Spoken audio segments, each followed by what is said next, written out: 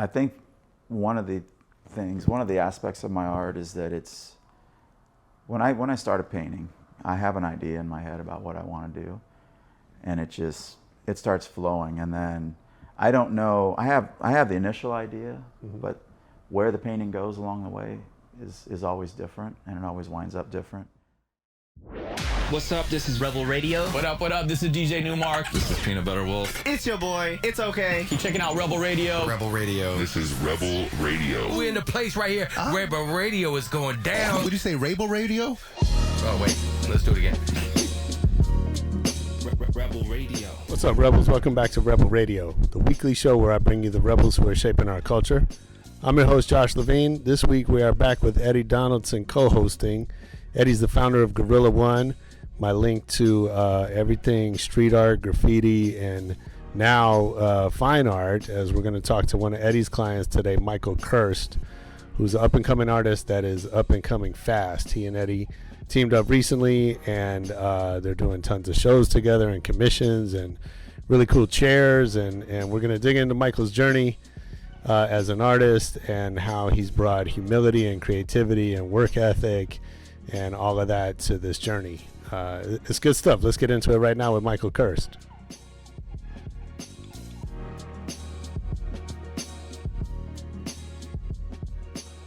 How'd you guys meet? So I was introduced to Eddie by Beth Bowen, an artist friend of mine. Love Beth. The truth is, I went to Chippendale's show, and he was the feature. I was the lead dancer. Nice. Do they still have Chippendales? I'm not really sure. It seems like I don't really know. That'd be a good question for Michael. I know they have Thunder Down Under, but that's all Vegas, no Vegas doubt. bound stuff. Yeah, Beth introduced us. He came to the Heaven on PCH. Oh, okay. Yeah. And he was just installing, helping Beth. Nice. And I was like, yo, you got some work, bring it out. And he brought some paintings out, right? Mm-hmm.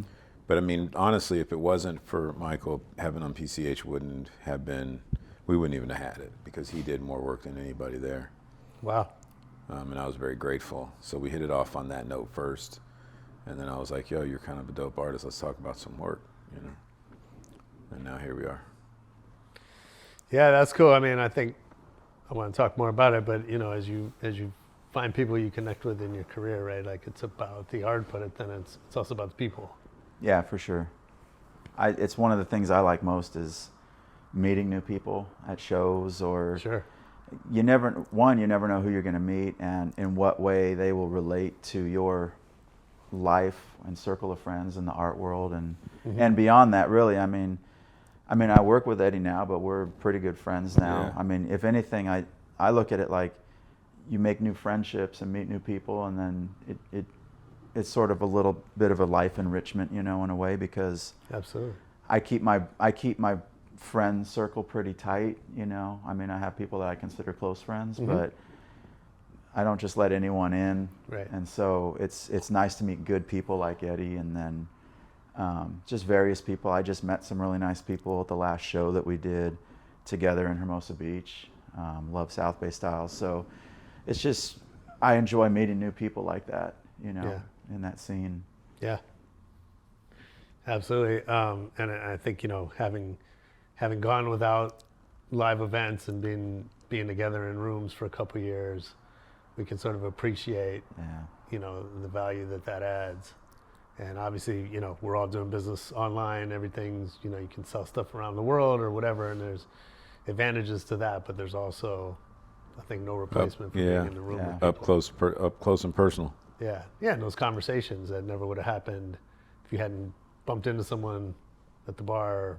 Yeah, proximity. Staring at the same picture or whatever.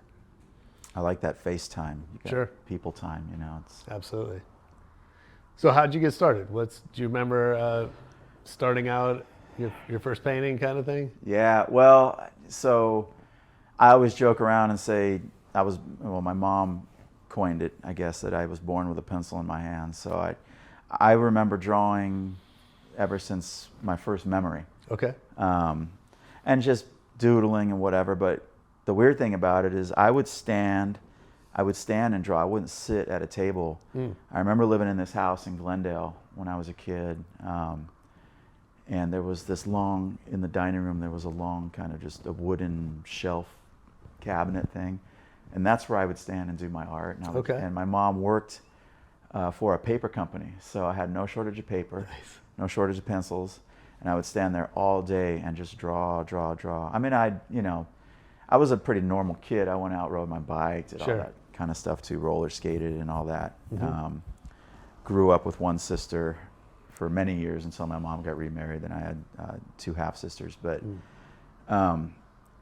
pretty much been drawing and illustrating my whole life. Nice. Spent a lot of time in high school where I took art classes and then started illustrating a lot more. Started drawing some weird stuff too, but really started exploring what's weird art. Stuff? Well, I would hang out with this other artist.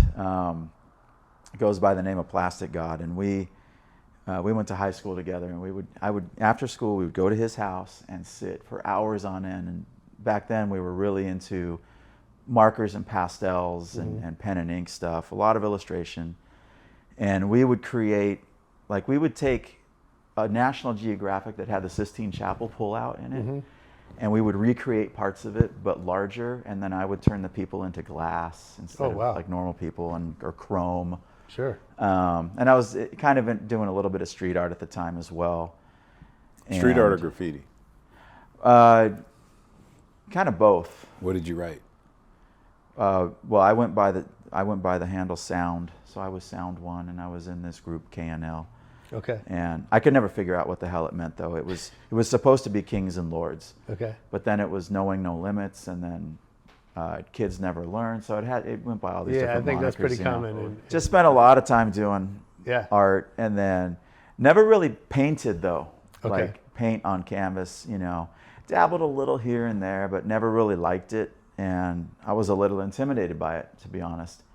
And by the time I was married, or I had my first child at 18, and married. That marriage lasted about 7 years. Had 3 kids from that marriage. By the time I was remarried, I had kind of picked up art again because I let it go for a long time. Just being thrust into the working world, trying to raise a family. Sure. No money. What would you do for work at that time? I've done just about everything from driving forklifts. I worked in a wood mill.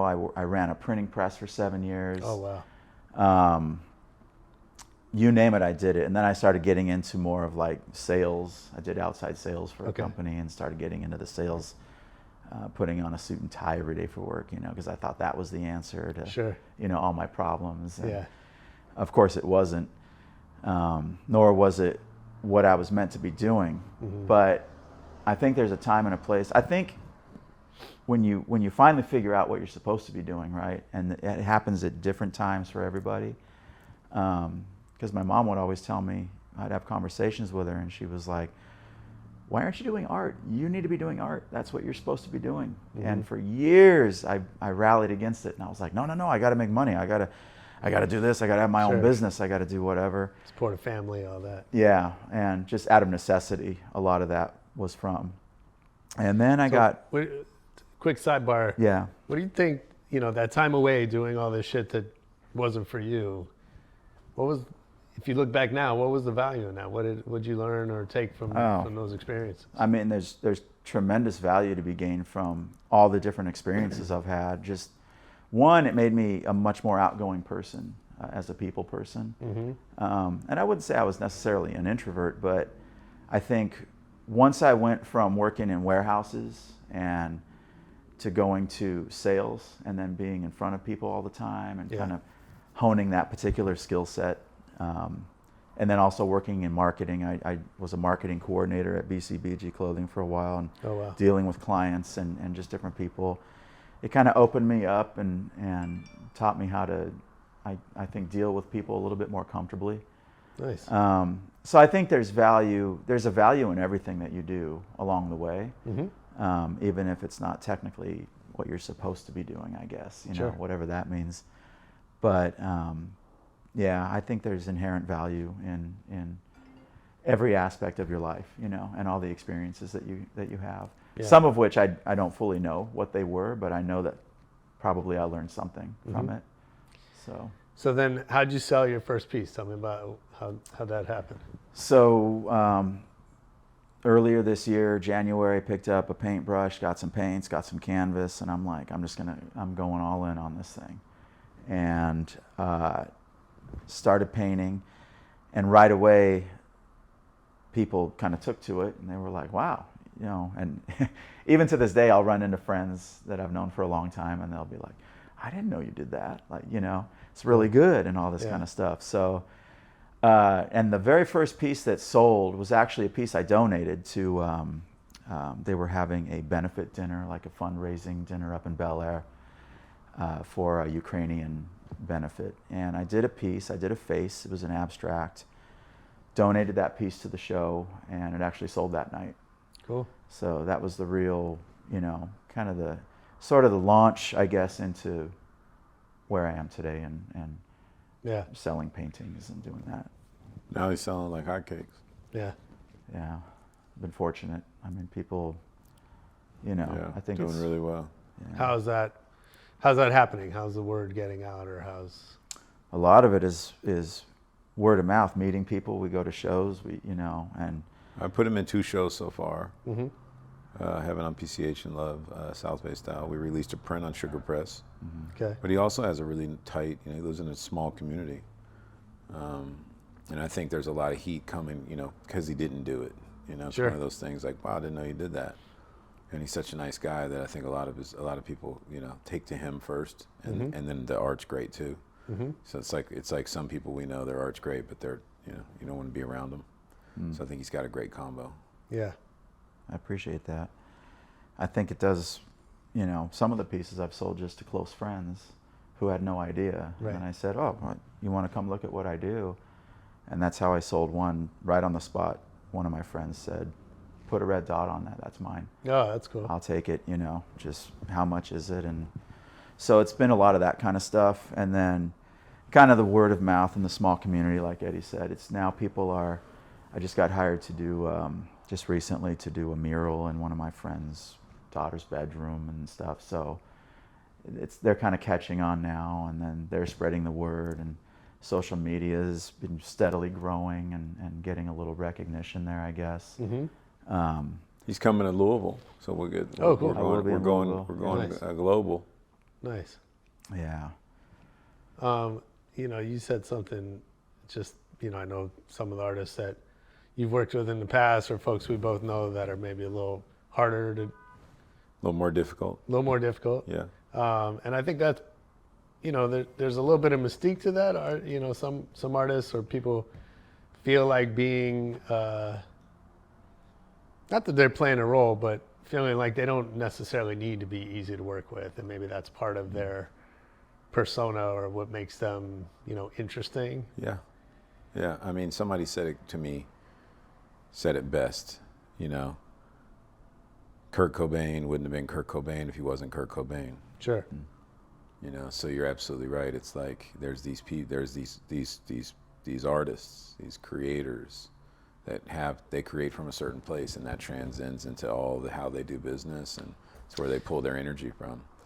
And that energy transfers to your work, and then transfers to your home. And so when you look at it, there's a little bit of that whoa factor, because you actually have that piece in your house. I don't think you get that with Michael. I think you get a sense of peace when his work. Sure. I think it comes off with his personality and the way that he applies his energy to the canvas. Yeah, I think that's interesting, and it's kind of like each person has their own lane, right? And you might not be Kurt Cobain, but you might be Dave Grohl, Yeah, that's right. who's a professional and shows up on time and is not the dark, brooding, mysterious. Yeah. So I think to me, it's like each person's got to find their way and just be who they are. For me, what I like, I mean, I know this is about Michael today, but what I like is, I like working with artists who you see who they are in their work. Okay. Like Dave Navarro, for instance. You know, he's just this really kind soul, and he makes art, you know, and tries to raise awareness of mental health. Sure. Good guy, you know, peaceful dude, easygoing, and you feel that when you look at his work. Like when we dropped off a painting to one of his buyer's house, you know, it looked like it belonged there based on her aesthetic and his. It was like the merging of these two people's energy perfectly on this wall in her house. And she didn't commission the painting. It was a painting that he had already done. Sure. So it was almost like he made it for her before he knew her. And then the energies just kind of like connected perfectly in this girl's house. Like she knew right where she wanted it. Sure. And it was like he did it for the space. So run with that for a minute. What do we learn about you from looking at your art? Well, I think one of the aspects of my art is that it's when I started painting, I have an idea in my head about what I want to do, and it starts flowing, and then I don't know. I have the initial idea, but where the painting goes along the way is always different, and it always winds up different. And I think I love portraiture. I love. I'm looking this way because I'm looking at one of my paintings now, and trying to figure that out. But I think one of the things is you really capture a lot with eyes. I mean, it's what we do. We look at each other and we look at each other in the eye, and because you pick up a lot of emotion, and it doesn't have to be crazy facial expressions all the time, but you pick up sort of a sense of emotion in the painting. And I think there's a small bit of the culmination of my whole life and the experiences I've had that come through in each one of my pieces, because when someone sees that, it's like, to them, what does it say to them? It is a piece of me that I'm putting out there, but I like hearing from people. Sometimes I'll sit back at a show and listen to people talking about one of my paintings, and it's interesting to see what they see in it, and then I know how I felt when I painted it. Sure. But I think it's just, you know, and it doesn't have to be overly complicated with me sometimes. Sometimes it's just I see a cool picture or a photo, and I'm like, oh, I can sense like what I want to do with it. Like, oh, I want to add headphones or goggles and put stripes on the face and whatever, and change it up and make it my own sort of signature in a way. You know, I think I have kind of a certain style that I do with each one of my paintings, but it's primarily the essence of like what you're getting through the eyes and the face and what I think I heard there is that Michael's emotional. I am an emotional person. I mean, No, really. it's I mean, out it's not. there. Listen, that's I think okay. we see that Yeah. in the paintings. Yeah, that's okay. But I mean, I heard, you know, emotion and energy. Yeah. Sure. You know, and I think, you know, he has a contagious, infectious kind of nature, and I think you get that from the painting as well. Like, you know, when I look at that, like, I'm not just looking at her spiky hair and her goggles. I'm looking in her eyes, and I'm like wondering what's she thinking. Forget about what I'm thinking. What is she thinking? Yeah, she's looking at you. So, in that process, did you ever get lost?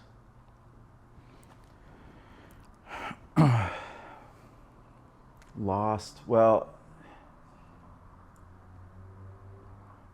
I mean, there are times when I'll get lost, several times in a painting, in a particular painting, and then, but I always find my way And then back. what do you do? For me, it's I think.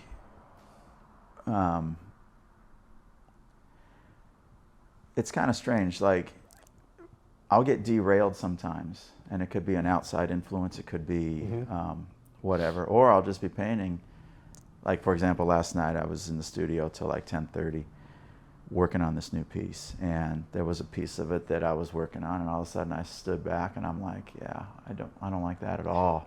Sure. And then I was sitting there like, what the hell am I going to do now with that, you know? And then it starts, like, you get like the self-doubt kind of creeping in. Like, first it starts with that one little piece of the painting, and then it starts to go to the whole thing, and you're like, what the hell is this? What am I doing? And then it starts to go to, depends on the music I'm listening to as well. But then it starts to go like, what am I doing with all my paintings? What the hell am I doing with all this stuff? You know, what does it all mean? Is it crap? What am I doing? And then I go, wait a minute. There's something that someone told me. Beth Bowen actually told me this a long time ago when I first started. She said, trust the process. And so now every single time that I run into a little snag or like a speed bump and want to during work and or I get lost on something, Mm-hmm. I always just come back to that. And you know what? It's totally grounding for me. Yeah. And I go, you know what? It's no big deal. I work in layers anyway. My paintings are pretty layered up, and Mm-hmm. I can change. That's the beauty about painting, is you can change it. And so it kind of brings me back. But I think it's key that for me, I always replay that in my head, is trust the process. And not only for the painting itself, but just our relationship, the way I'm, my lifestyle, everything. Sure. I've kind of applied that to a lot of things now. Absolutely. And it works out. It usually works out pretty well, like a positive.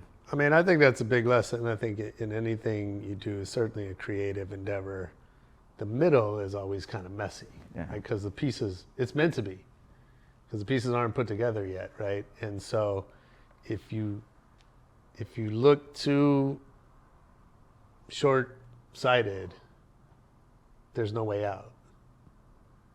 And you kind of have to get that, you have to broaden out the lens and see that you're in the middle. Yeah. You're in step 5 of 10, right? And it's not supposed to feel good or look good until you get to 10. Yeah. Right. Trust You're not the going to get journey. there if you stop now, right? Trust Yeah. the journey. Yeah. Yeah, you're not at the end of the book yet. Sure. You're still writing it. So do you keep going, or are there paintings that you just throw them out and start over? Like, we're not going to get there with that one. There's been a couple pieces that I just Sure. whitewash them. Gesso them over. But what's that? You gesso them over. Yeah. Yep. I just put gesso and start over Yeah. completely. Some of it is old. A lot of that is also older abstract art that I look at now and I'm thinking, eesh, what the hell was I thinking with that? Yeah. And then, it's a good canvas. Canvas Sure. ain't cheap. So, Yeah, for sure. so I just gesso the whole thing and Sure. and start over. And then other times, I've had pieces too where I just go right over another piece. Uh-huh.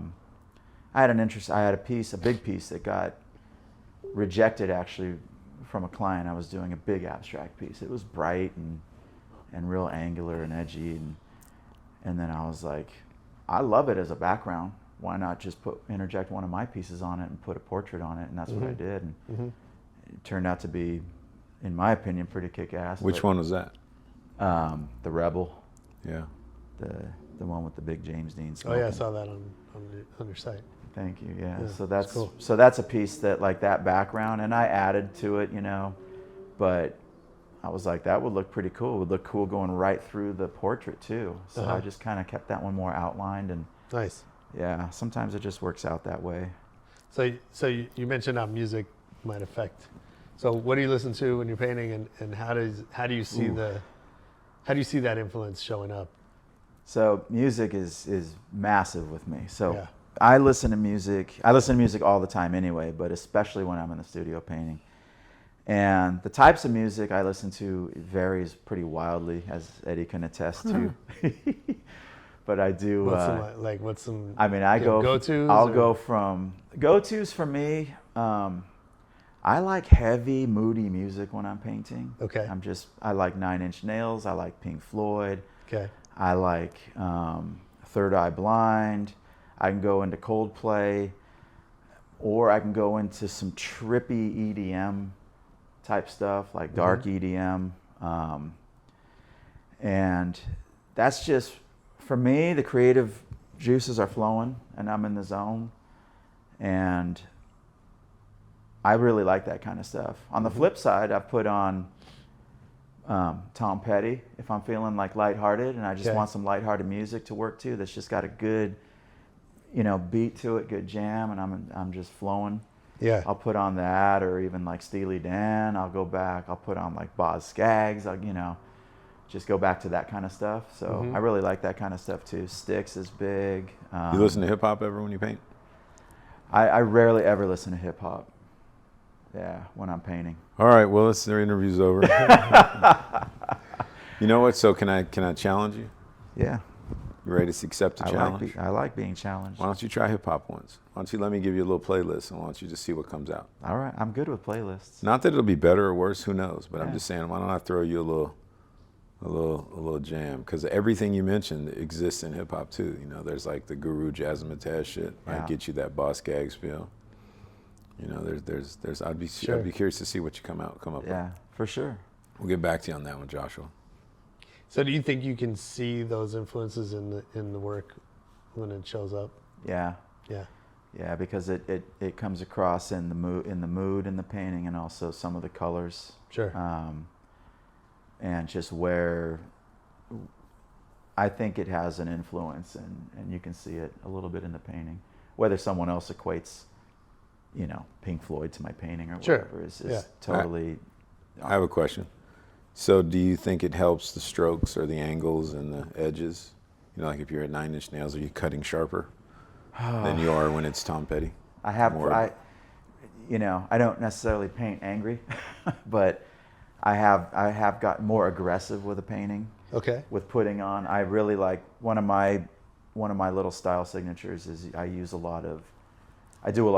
the general idea, the brush strokes, and then I come back with a lot of palette knife work. Mm-hmm. And I've definitely been in places with 9 Inch Nails or like Korn or something where I'm putting it on a little bit more slicing through the canvas. Edgy. Yeah. Trying not to cut the canvas, right. but you know. Sure. But yeah, it definitely affects a little bit of the way I paint too, in Yeah. a way, which I think is good. I think that's just part of my creative process, and so. But I like the idea of a new playlist. Yeah, just do one hip hop painting. Yeah, because I've been given playlists by my son, Uh-huh. who himself is a DJ, and he's like, Oh, I nice. put together this. For him, he's an EDM guy, and he put together this dark EDM playlist, and I played that over and over, you know, on several paintings, and Sure. so I kind of like that kind of stuff because it opens me up to new possibilities, new music and stuff that I haven't heard. Do you think back to the emotional, Michael, do you think that your son made the playlists gives you a certain spark? Yeah, I think in a way it does. Sure. You know, because I love things that are tied in personally like that. Yeah. You know, family, close friends, that kind of stuff. I'm sure that's definitely an element of it. Good. For sure. You had a quote, something I read online that said, "Allow yourself to find creativity in all that you do, each and every day." Sounds awesome. Teach us how to do that? Yeah, I know. It's like sounds pretty prophetic, huh? But yeah, like when is that difficult, and you know, when are the times it stand out that you have to sort of find the creativity? So it's difficult when I'm angry, for starters, or frustrated, just in a situation. Yeah. Not necessarily with art or anything, just in life in general. Sure. And we all go through that, tight, right? I mean, I'm married with kids and friends, all that stuff. So you go through those moments. It's difficult for me to find creativity in those moments, but I try to. One, I'm a very visual person, obviously, as an artist, and so for me, I try to find creativity throughout my day when I'm looking at things, architecturally, people. Mm-hmm. I love people watching. It gives me ideas for paintings. They just jump into my head. It could be a piece of a painting, something that I add into a face, or just an abstract or something. So I think there's opportunity to find creativity all the time. Definitely. It's just people. I think most people go through their day with blinders on. They're so focused on the task, you know. Yeah. And so it's hard sometimes for them to get out of their own way and see the beauty that's all around them, or the ugliness, the tragedy, or the triumphs, because that stuff surrounds us every single day. It might be minor, it might not be like a plane crashing or something, but it might just be, we see someone and they just happen to smile at us or something, and so, you know, most people, they don't think too much on that kind of stuff. Mm-hmm. I take it all in, and you know, not all the time, full time, but I try to derive some sort of creativity from that and apply it to my work. Yeah. That's good. I find myself like, you know, like I said, you get stuck in the thing, and now, you know, you work from home and you're just like in the room like all the time, right? And sometimes it's great, And then sometimes I'm like, okay, I need to go. I'll go down to the marina, walk around the boats, clear my head, Yeah. or let me get out of here and go sit at a cafe and just watch, like you said, watch people, just kind of shake it up a little bit. Yeah. And sometimes I shake something loose.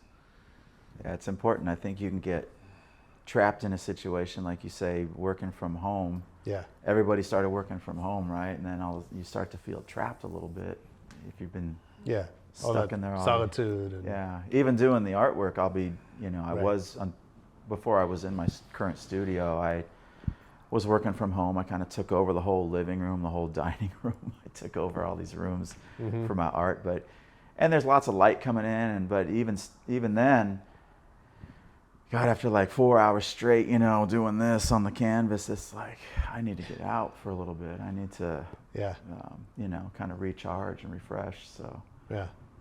yeah, for sure. Eddie, you have a go-to when you need like a fresh environment or perspective or something? I meditate. Okay. I mean, I don't meditate nearly as much as I should, so I'm not going to sit here and say that I'm the meditation guru. Pretend like you are. But I can change my situation just through meditating. And I mean, it's challenging in the business that I'm in, and Josh, you know this because we work together. It's like we're always around people. We're always problem solving for other people. Critical thinking is a must, but it's tiring. So for me, I just have kind of learned to just take those couple minutes to breathe it out and find something that's happy. Or even if like you use anger, when I'm angry, I work great. What I do, because it just gives me that extra push that I need sometimes. Right. I used to say I work best when my back's against the wall, because we're out here producing these events for people, and it just works. You get used to it. So I have to find this time where I'm not back against the wall when it's not, because sometimes I'll try to create my back against the wall so I can get through something. So I just meditate. And I can be anywhere I want within a couple minutes, whether it's on the beach or it's on a motorcycle ride, just sitting at my desk. Yeah. Yeah, I think for me, it's almost a little bit the opposite, right? Like I'll find if I'm stuck, I need other people. Like I'll either call James or I'll grab my wife and like talk it through, or sometimes I want to like distract myself and go solve somebody else's problem. Yeah, well, that that clears works. up space for me to think course. about my own. Yeah. And it's like, it's not one that, sometimes it's one thing. No, I mean, I can relate to that. Yeah. I can definitely relate to that. So when I look at my 72-piece list of things to do, when I'm get stuck on something, I'm like, well, let me grab this low-hanging fruit real quick and call Shepard and get a yes on this, because when he says yes to this, it's going to make these other 8 things I need to do flow better, because I'm happy that I was actually able to get something done versus kind of finding myself stuck. Yeah. Yeah, I mean, that's something I learned from my son. Like, that, when he was little, he'd get stuck in this tantrum and this pattern, and sometimes you just need to interrupt it somehow. Hand him some food or throw a ball or something to like stop the path you're on, right? And create a distraction. And it took me a while to figure out, like, sometimes I got to do that for myself too, right? Like, you get in the flow, right? And well, you can always call me if you need some distraction, because you don't call me nearly enough. So, I like that. My phone is open. Appreciate it. Yeah. We were talking about, your style, and you've got this definitely, I think, a look emerging, especially with the portraiture. So tell me about that. I think there's a lot of advantages to having a distinguishable style. And then I also would assume that, we've seen other artists throughout their careers, right? They get into a style and then move on to, Picasso's famous for his periods or whatever, right? And so how conscious are you thinking about, being in a phase or what the style is, or if it's evolving or not? Yeah, so in the beginning, it's funny, I have a painting in my bedroom, an oil painting, and I couldn't even tell you who it's from, but the style of that painting, it seems like a lot of little dabs of the brush. And so when I started, I kind of liked that idea, and I was like, how can I kind of put that into my work, and that's where the palette knives came in, and adding just color. And it doesn't have to be like such a symmetrical dab like this certain painting I have in the room, but it kind of went there. But I do think about, like, is there an evolution? Like, I'll think about people that have created a name, and obviously when you mention someone's name, you know right away their style of work. And it's happened to have worked out very well for them, you know? And so I think, and then you have people like Picasso, which went all over the place, right? Went through different phases anyway, major phases.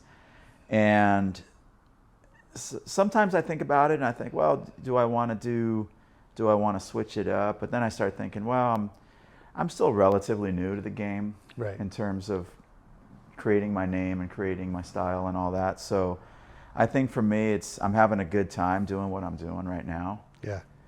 Just ride that wave. And I don't think so much in terms of changing my style around, but what I do think about is, like, maybe I want to introduce some series at some point and then work on a series, and whether that's the same style that I'm using now, or it's a little bit different, so be it. But to be quite honest, I don't think I'm even at that stage yet. I just enjoy going in.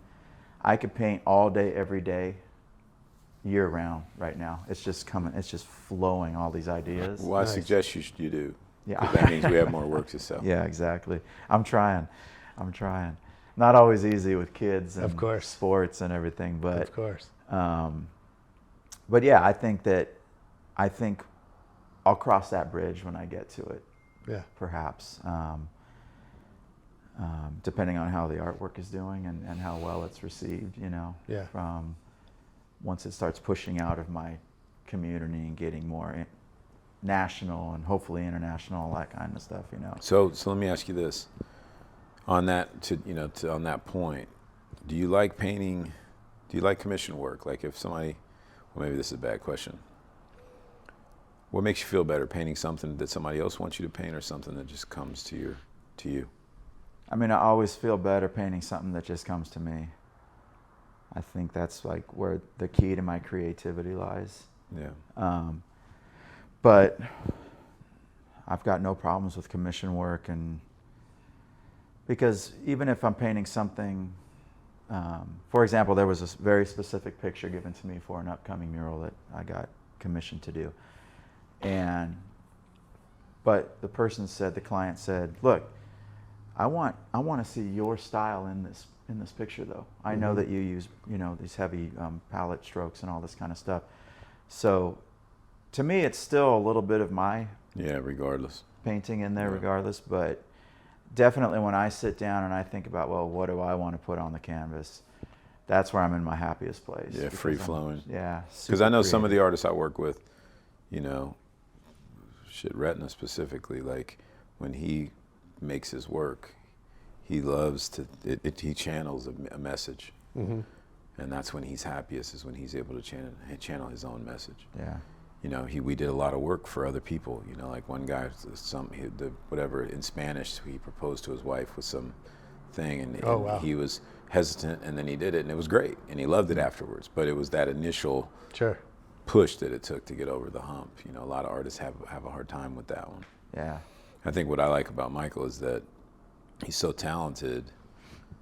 He can kind of do almost anything. We have a thing coming up for a retail store. It's all abstract. It's all. Mm-hmm. It's not. If you saw it in the store, you wouldn't know it was him. Mm-hmm. But it's still really good work. Yeah. Do you ever do exercises like that? Do you ever try to go do something totally different? And I've done a few. I've done some paintings like that. They're not on my website. I don't think they're representational of what I want to put out right now. But they're completely different styles. Yeah. And I've gotten really good feedback on them. Part of the struggle for me is just that, like, what do I want to put out and get recognized for, and start to build my brand on. And so even though it might be kind of fun to do some different things, I kind of limit myself a little bit.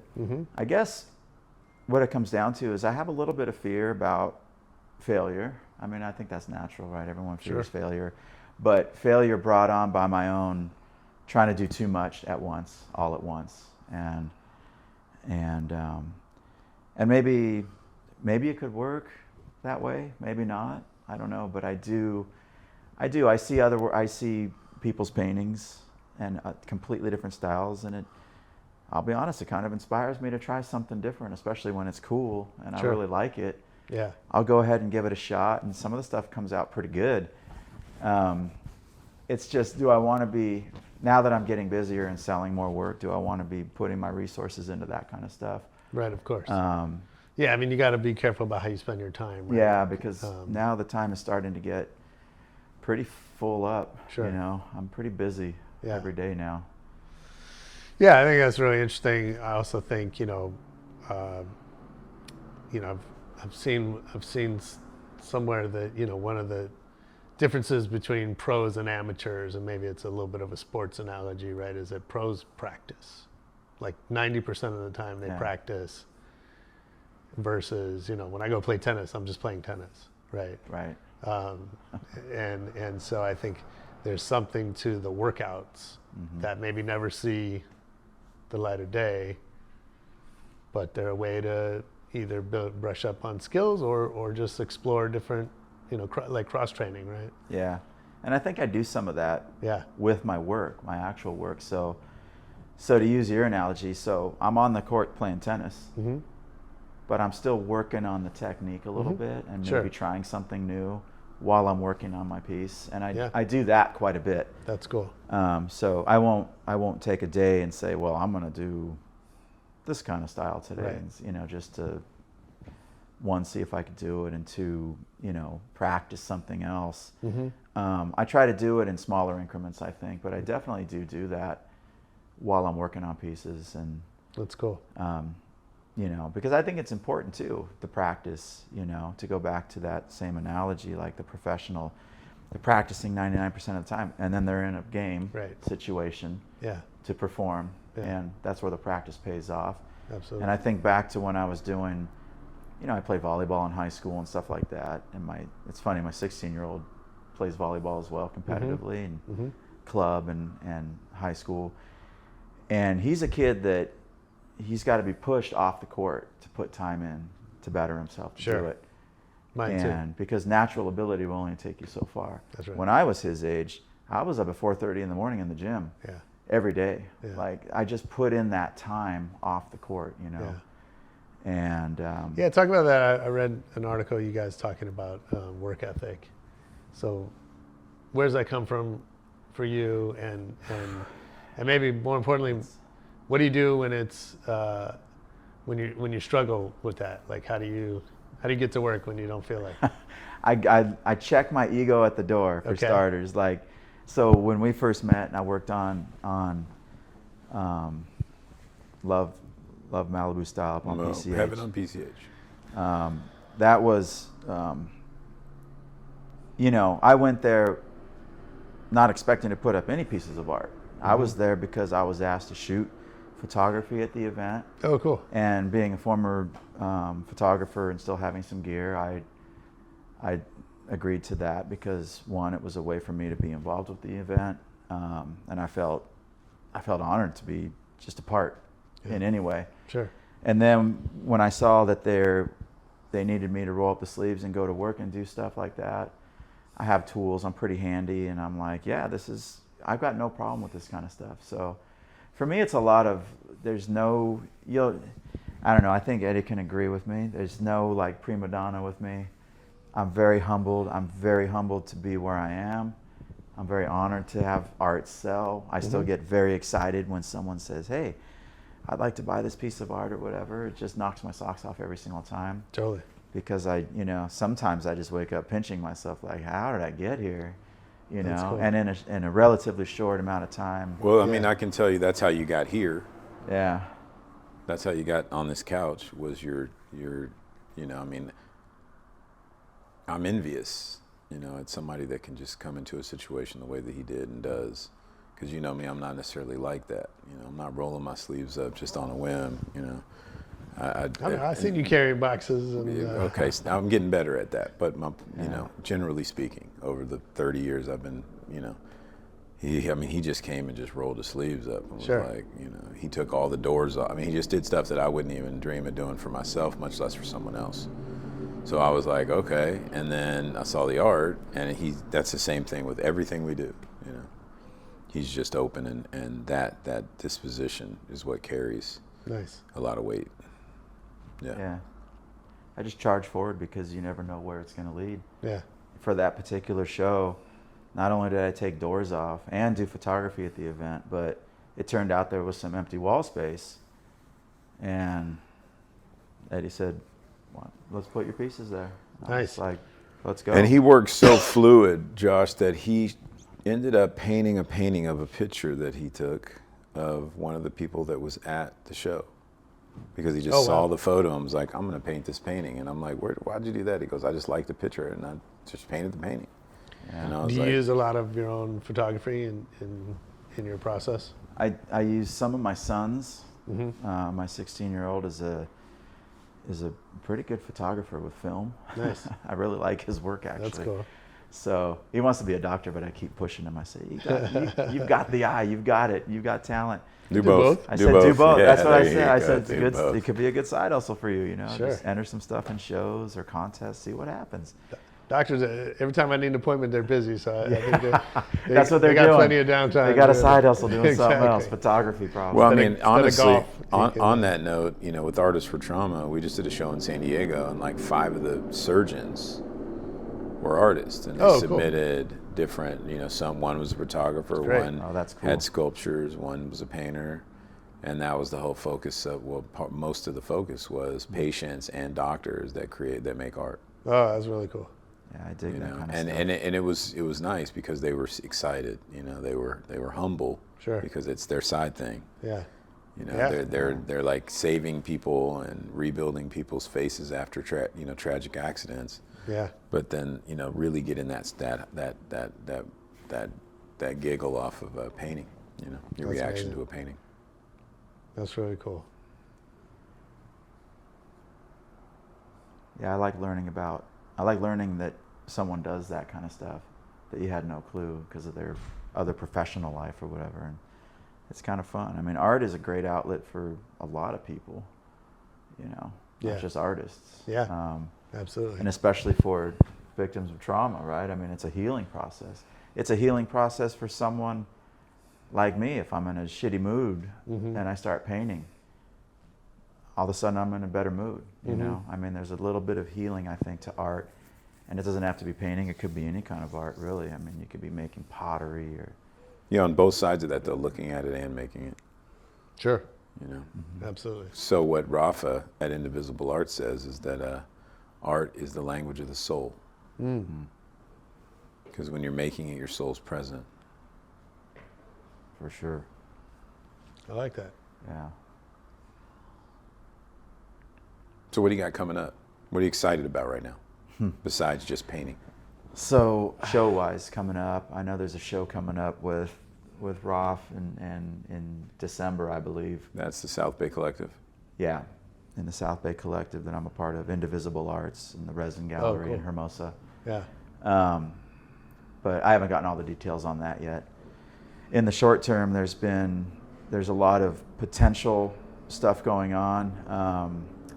I know with the Solo Dome chair that there's potential for me painting one of those for clients, and so that would be very exciting for me to do that.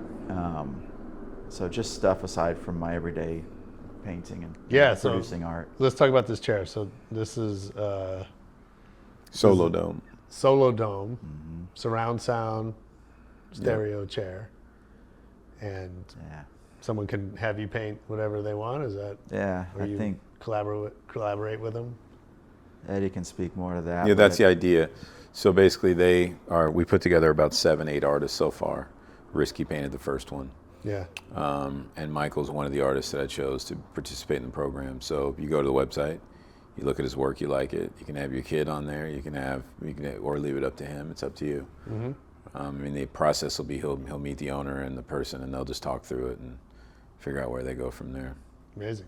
Yeah, and it's such a unique design and shape. For sure. It'd be kind of cool to paint on, honestly. You know, it's Yeah, I kind of a bet. cool concept. It's kind of a cool thing. Yeah, that sounds something you'd love to have in your house. Yeah, for Sounds sure. amazing. There's also another, now that I think about it, I just got word of they're doing the murals again. Resin, Indivisible Arts in the South Bay just got all the murals approved to take up all the rest of the empty spots for Hermosa On Hernando? on Hernando. Oh, So really? I threw my hat in the ring on that. So He I'll didn't probably tell me be- that.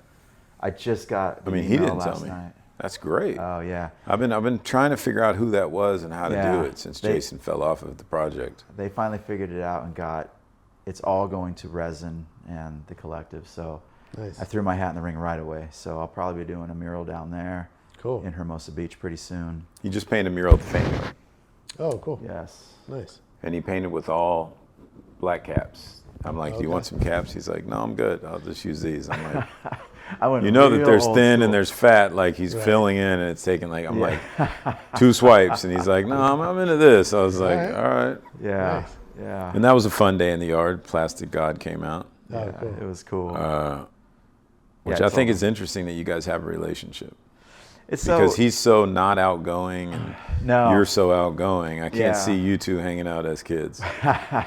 So, yeah, we were pretty good friends in high school actually, and I think we had the common denominator was art, Yeah. Sure. and we were in art classes together, and we'd hang out. We'd actually skateboard quite a bit together. We were skaters, and then taggers and doing all that kind of stuff, and then but we would sit and just do art for hours. And yeah, we as people go, we're on two different sides of the coin, big Sure. time. And I kind of lost contact with them for many, many years after high school and all that, just being busy with my own family and doing stuff. And he went a whole different direction, you know.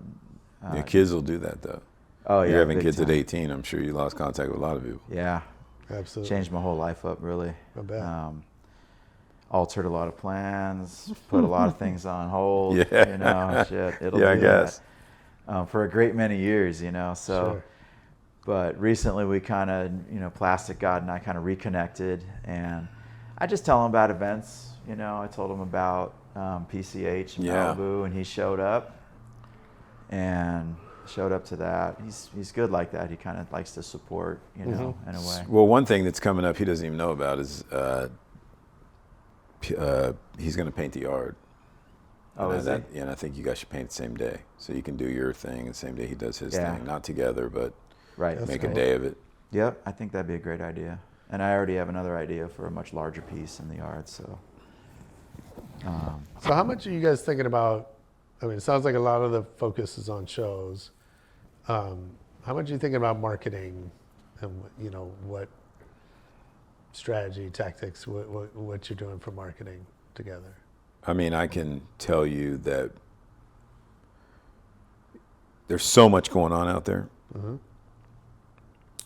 What I like about Michael is the hyper focus to his community Yeah, and what he does and what he's doing so that he can enjoy it. yeah, But I do think, you know, if we have a retail opportunity that may open up, which will be in hundreds of stores. I mean, I think for someone like Michael, it's the opportunities are the marketing versus search, you know, just throwing stuff out there just to see what happens. sure.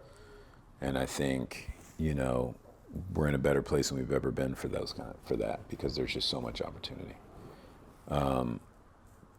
With the Love brand stuff that we're doing, I'm going to plan on including Michael in all the Love shows. So we got Austin coming, we got Kansas City coming, we got Louisville coming. You know, so he's going to go on the road, if not physically, at least with Prince and potential originals. So there is some stuff in the works, but you know, being the fact that we're all grown-ups here, you know, just throwing up on social media and seeing what happens is not the game plan for us. Yeah, I mean, I think, you know, yeah. not that you're lucky to get a piece, but you're lucky to get a piece. You know, it's not for everybody. You know. yeah, and I think, you know, it's a weird time because you know, I think it's tempting for people to feel like, oh, I got to be on TikTok, I got to be on Instagram, I got to be, you know, dropping a YouTube every week or whatever, right? And the reality is, like, you know, that may be the case if you're a 16-year-old rapper, but not necessarily, you know, if That's you're trying right. to sell Yeah. hand-painted chairs, Exactly. and, you know, collectible artwork, and right, and I think, but you know, I think there's sometimes this sort of, for all of us, there's this pressure that we just have to be everywhere all at once, and I think being able to say no to things is really crucial. Well, also another good thing, you know, one of the first conversations we had, I was like, you know, I used Andy Anha as an example. He makes $1 million a year selling $700 paintings. Who? Andy Anha, Okay. $700 paintings. One of my favorite pieces in the house is his. But I definitely, you know, I think it's interesting that, you know, like you said, you're part of a community down in South Bay. You know, focusing there doesn't mean that you're not also exploring other things, right? But No. but taking that seriously, and you know, for me, I always think of success as resonating out from a core, right? And the bigger that circle gets, the bigger, you know. The At core one point, gets, it spans yeah. the whole globe, but Yeah. but you're better off focused on that core than trying to spread yourself to 20 different things. Well, we've been together 3 months, and he's got a cover of a mag coming out Nice. this next month. We did Aware Now magazine. We're here. We're here with you. So we definitely are. He's definitely, you know, open. Yeah. But I think it's just making the right choices and not, you know, it's not a TikTok thing. Yeah. If people love some of his work and you utilize that for that, I think, you know, maybe Sure. there's something there for that. And we should think about that. But I think, you know, we're good. Well, I think there's a difference between responding to what other people do, right? Yeah, if a bunch of TikTokers started sharing your work and that became a thing, We'd be stoked. That's then different. then that yeah. becomes, then you go, okay, well, now let's put some energy Now let's there, think right? about that. Yeah. As opposed to chasing it. Yeah. And I think that's my, you know, I always hate to see people chasing stuff because it doesn't work. Yeah. Trying to force it. Yeah. So I'll tell you something about me and him. We're He already lovers. knows it. He already knows we were lovers. No, I'm just kidding. There's nothing wrong with that if we were. Like, we're not Right, saying right. that. I'm just saying we were just being funny. Just putting that out there. So we used to work together, and I'd always be in my office critical thinking about biz dev and what all these great plans I'd have. Yeah. And I'd walk all the way down to the executive side of the office, right? It was the next. We were All the way literally, down, yeah. we were literally next door to each other. He's not. And I'd run in his office with the best idea. There's no staircase. I don't know if I should tell him this because then but I'd run down. This is a long time ago. I'd walk in his office with the best idea, right? I'd skip the 4 or 5 steps, right? Yeah, I got an idea. Get in his office, I'd run the idea down, and he would just chop that idea up and send me back moping. I thought I had $1 million idea, and Josh's like, "What about this? What about this? What about this? What about that?" The voice Sounds like of a lot of reason. work, Eddie, for the return. And I was like, So you tell me what you learned from that, and I'm gonna tell you what I learned from that. well, I learned a couple things. One, think about shit a little more before you run to Josh's office. That was the one thing I definitely learned. So I stopped running. I was almost there every other day, and it became once a week, and some of those things actually stuck, right? But I just learned it's critical thinking. I learned a lot of my critical thinking from being in meetings, watching him work, and looking at how someone else breaks down my idea or my concept. You know, it really helped me kind of start breaking things down differently. You know, because I look at it at that time I'm looking at it through my lens, thinking my lens is the best lens. So my lens is this big. Yeah. Josh's is like this big. It's a really special talent that he has to be able to look at it from all perspectives at the same time. I can do that, but it takes me a good 30 minutes to get around the table. And Josh could just like go around the table and come back with one general consensus in his own head. What'd you learn? So what I've learned since then, I've done a lot of coaching, a lot of work on myself and all that. And what I've learned is that is not to shut people down, is to, Now you learn. yeah, We probably lost $2 million, man. probably more than that, right? Is that I worked with a coach one time whose motto was always build people's confidence, right? And so, and you know, and what I've learned for myself is that the path to great ideas goes through a lot of bad ideas, right? And so and again, it's the same for me, for everybody, right? I need to get the bad ideas out of the way in order to get to the good ones. And without the bad ones, I can't get to the good ones, Yeah. for me anyway. Interesting. Right? And so, so if we were having those conversations today, I think my process would be a lot more encouraging and a lot more building on top of. Together. Even if you were paying my salary? Yeah, of course. Okay. Because that's what we're paying for, is Yeah, to that's get right. to the good that part, endpoint. yeah. I mean, we did some cool things together, but we also, there's a lot of cool shit that we weren't able to do because we didn't get there. I wish some of those And- cool things we did together we wouldn't have done and did some of those other things because we thought they were the coolest thing in the world. Exactly. And we got paid, but you know. Exactly. And so who knows what we missed out on Yeah. because we didn't know some of the things we know today about maybe how to get the best out of ourselves and other people. Right. So that's what I've learned. Let me do a little quick lightning round before I let you guys get back to real life. What's your favorite city to travel to? New Orleans. Oh, I love it. I love it.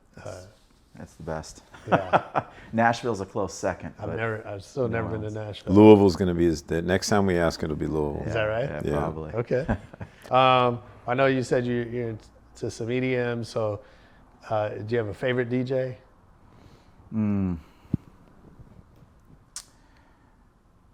I really like my son. Okay. What's he DJ? He goes by the name Odo Kage. Okay. Odo Kage, Sound Shadow in Nice. Japanese. But aside from that, I like Lick, Okay. stuff like that, along those lines, I guess. What about best live show you've ever seen? Wow. I've seen a lot of good ones, a Yeah. lot of great ones.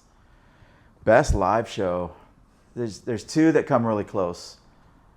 One was Moby, I thought, with the LA Philharmonic, actually. Oh, cool. That was a cool, Yeah. it was just really cool to see them together. The other one was actually Sting with the London Philharmonic. I don't know what it is about that, Okay. that sort of, Sure. You like composition, that. but You like I that. really like those shows. That one I saw at Hollywood Bowl. That was an amazing show. It's Nice. one of my favorite venues anyway. So Yeah, that's both great awesome. concerts. Rolling Stones recently was a great concert too. Good live show. But I think to be really involved on a personal level with music that I really love, both those shows, Moby and Sting, were great shows. Nice. Really, really great. Those all sound amazing. What's the last great book you've read or listened to? Wow. I'm not a big reader, Okay. but shit. Next. Next, let's see. Well, I can tell you the last book I read. It's kind of weird. I like different stuff, but I think it was there was this Navy SEAL book. Dick Marcinko Okay. put out this book. I'm sure he took a lot of liberties in it. It was pretty wild, but it's like his firsthand account of his time in the SEALs and coming up with this group that kidnaps diplomats and stuff just to test their security and all that. Oh, wow. And That sounds fun. Yeah, it does. Yeah. I've read a couple of Navy SEAL books. Yeah, I couldn't put it down. good though. stories. It was an interesting book. Yeah. That was pretty good. I forget the exact name of it. That's cool. What movie do you think you've seen the most in your life? Wow. I love watching movies over and over again, but probably the one I've seen the most, it'd have to be Big Trouble in Little China. Oh, no way. Yeah. That's awesome. Yeah, it's a good movie. Who's somebody that you've never met but you've learned a lot from?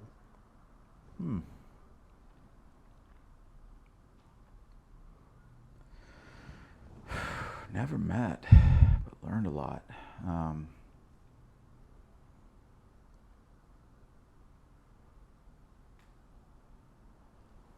Well, I mean, not to be cliche or weird, but Andy Warhol would be one that I've,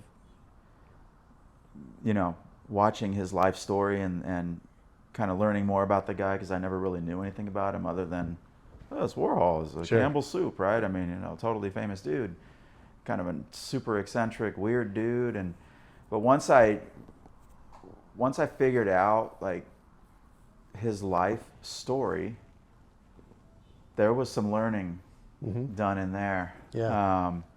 Both kind of some deep-seated stuff and then just superficial stuff that I just never knew, that you learn and you figure out, okay, this is a little bit different part of the process that I can maybe at one point kind of put into my own process. Sure. So Did you watch that new documentary? yeah, and I thought it was very interesting. Yeah, it was a trip. So it was. I think there was something to be learned from that a little bit on someone that I've never met. Yeah, absolutely. That was true. I don't know if you saw it, but they used AI to have him narrate. Did not see that. So it was not literally his words, but his voice was narrating. Yeah, I haven't. The whole thing was a trip. Yeah, it was a trip for sure. Last one, if I worked for you, if I was on Team Michael, what's something I would hear you say over and over? Probably. I talk a lot when I'm painting. I talk to myself a lot. Oh, I don't yeah? know. I heard smart people do that. I don't know if it's true or not. But What do you say? there's a lot of like, ooh, I like that, or what the fuck was that? Sure. It goes on both sides of that coin. Like, That's good. funny. what were you thinking with that? I got a lightning round question. Yeah. Biggie or Tupac? Tupac. All right. Okay, interesting. Nice. You got another one of those? No. Okay. I like that one. Well, actually, I do. No, I don't. No, I don't. No, no. Man, thanks for doing it. Super fun Absolutely. talking with you. We'll be watching your career and Thank you so and much. excited to see what you guys come up with next. How should everybody find you online? And So I'm website michaelkirst.com, just my name.com, and then Instagram is really the only social I do at this point. cool. michaelkirst_art is my Instagram, and You either can that also, or you can you can also always find him on contact. sugarpressart.com. Yep. And Gorilla He's got a One, of print course. available, and everything that's available for sale is also in the shop, in the Gorilla One shop. Amazing. Good stuff, man. Yeah, great. Can't Thanks wait to so see. much. I appreciate your time. Right on. Yo, that was Michael Kirst on Rebel Radio with Gorilla One. I hope you enjoyed it. I know I did. Make sure you check out Gorilla One for all the great stuff they're doing in the art world. Check out Michael's work online and go buy a piece. And most importantly, come back next week for more Rebel Radio. Peace.